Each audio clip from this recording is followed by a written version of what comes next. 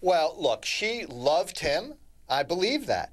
She was obsessively in love with him, and I believe that too. She hasn't quite said that, but I think the facts are she was obsessed with him, no matter what he did. There was a cycle here. It just wasn't a cycle of violence. It was a cycle of use, where he would show any kind of attention to her, and she would go, "Oh, that's love. You know, come over and let's have oral sex. That's love. Let's have it, love." And it wasn't really, but nevertheless, she loved him, and it doesn't matter. And I'll tell you, I've represented an awful lot of sex offenders whose family stays with them. This is not uncommon for a wife to stay with a husband who's accused of this at all.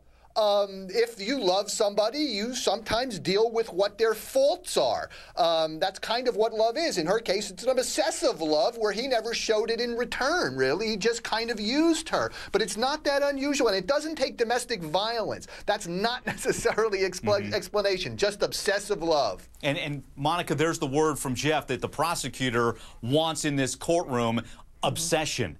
That she was not abused, she was obsessed, she was the stalker, and she stayed no matter what. I don't think she was a stalker, and I don't necessarily think she was obsessed any more than Travis Alexander was obsessed with her. Look, they had a short relationship, but when they broke up, they continued this sexual relationship. So you can't tell me that she was the only one that was obsessed, or was, I still don't think she was stalking him. I'm going to tell you that. Absolutely not, because he was the one that would call her, text her, ask her to come in, keep her in his bedroom. You know, I mean, he asked her for sex.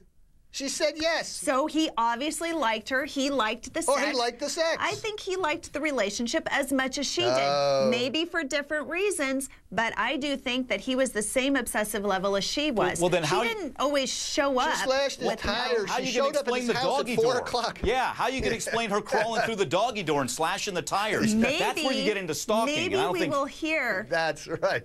That maybe we will hear that he wanted her to use the doggy door because it was some kind of weird fantasy. Who knows? She was very seductive. I know that. He showed up at her house one time without saying anything or giving her any notice. So, you know, I'm not saying all of her. She drove across the country at 4 o'clock in the morning. This is somebody that he thought slashed his tires. She shows up at 4 o'clock in the morning after driving halfway across the country. He invites her in and has sex with her. See, he liked her too. All right. So he liked having sex.